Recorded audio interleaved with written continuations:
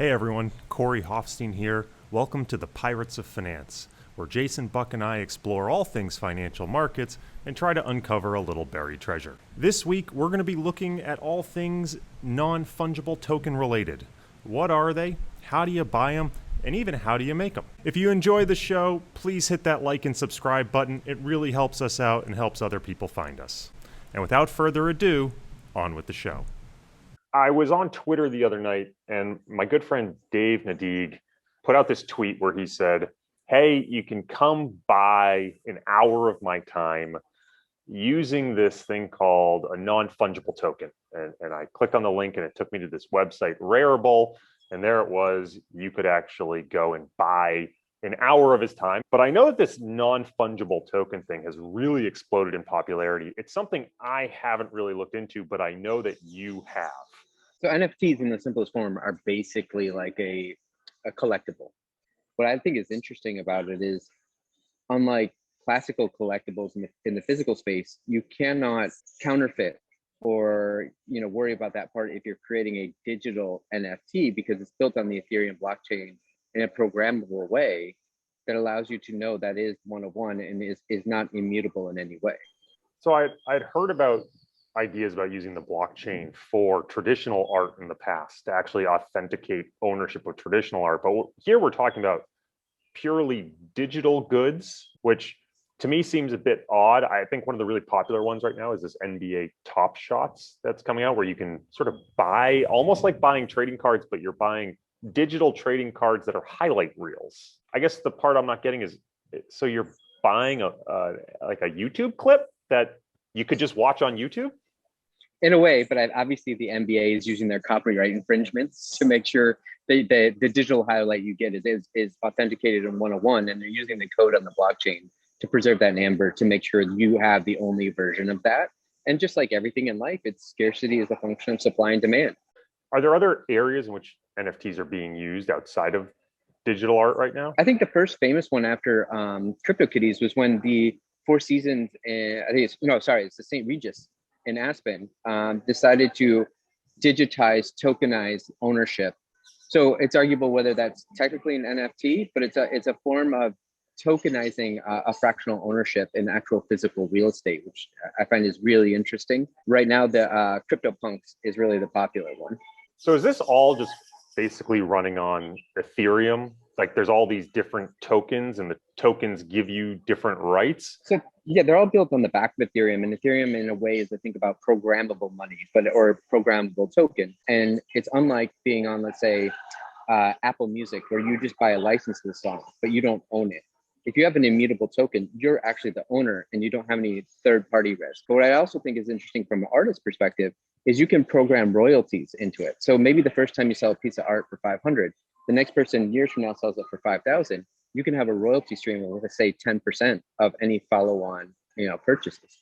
So in theory, this should be fairly trivial to go buy a piece of digital art. Yeah, it's fairly straightforward, especially for digital or crypto natives. But the idea, yes, you need Ethereum to make the transaction.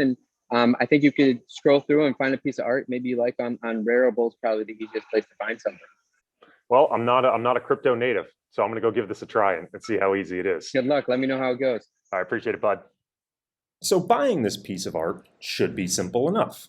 All I had to do was open a Coinbase account, transfer some money in, buy some Ethereum, open a Coinbase wallet, transfer my Ethereum from my Coinbase account to my Coinbase wallet, and then use Wallet Link to link my Coinbase wallet to Rarible.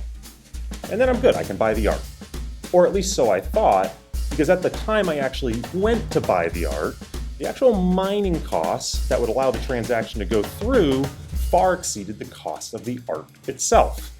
At the end of the day, for this $15 piece of art, I ended up paying over $85 in fees. And what did I get? Some nice confetti. And what's really weird to me is I could have just right-clicked and downloaded the entire time.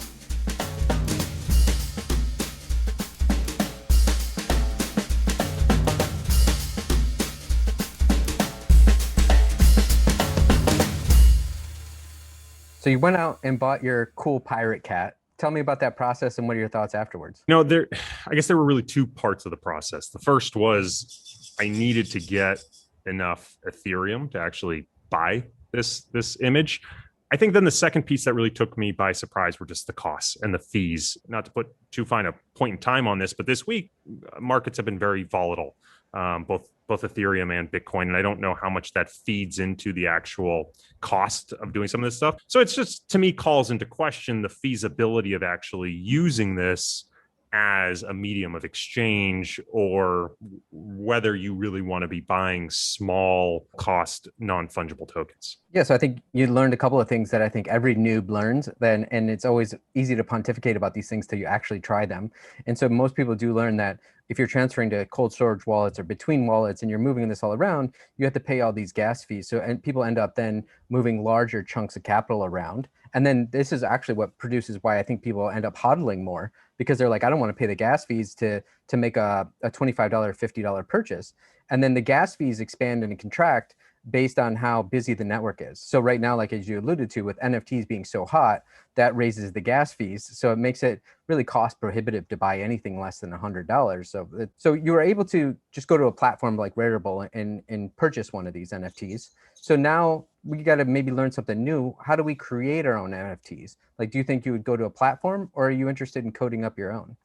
That's a really interesting question. And I actually want to go back to something you just said. One of the other things I noticed in moving coins around is I lost my cost basis. And I was thinking about, well, if I ever wanted to exchange these back for dollars, the tax implications. And I thought to myself, man, I could see myself just never doing it because it just seems like such a burden. To your question around, trying to create our own here, if I want to sell art, I think I could go do it on Rarible. I guess the question is, are there reasons why you might want to create your own token? You've probably got your creativity stirring, and you've probably got some ideas. As we're trying to run a pirate ship here, what sort of things, why would you need to create your own NFT that couldn't be serviced by a platform?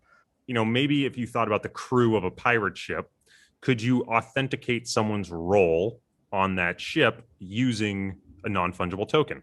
Right. So we could create our own ship and say there's only one captain, and someone has to own that captain's token to prove that they are the captain. Or there could be 100 crew members on deck. Right. And after 100, no more are created. But I am curious to see what it does take to actually build one of these contracts or these tokens from the bottom up. Just make sure you don't program in there any sort of mutinous intent by the crew, so then they overthrow the founders eventually. I think the next step is let's create some. I think, you have an idea to code up some very unique coins, and I'll see what it's like to create a one-off piece of art and put it up on a platform like Rarible. Perfect. Let's do it. So Ethereum has a pretty mature tool chain. It was just a matter of getting it all installed on my laptop. Unfortunately, I had to compile the tool chain from scratch, which meant we might be here a while.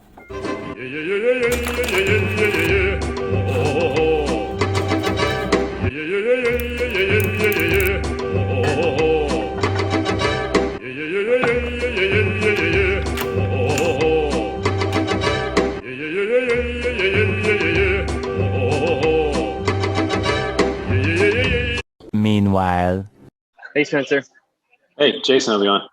Good, man. So Corey and I are working on this story on NFTs, on non-fungible tokens. And we thought, no better way to learn than to create our own. So what do you think about creating like a one-off Pirates of Finance art piece that we could try to then make and sell as NFT? Yeah, let's do it. Great. I'll shoot you the details, man. I look forward to seeing what you come up with.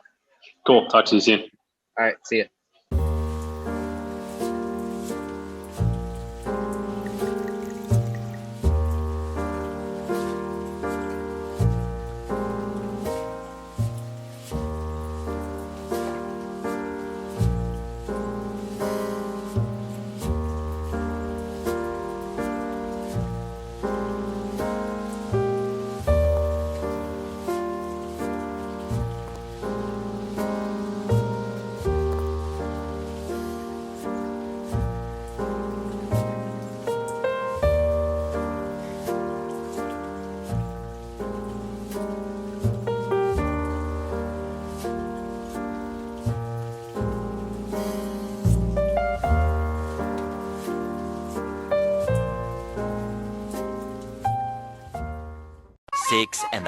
hours later.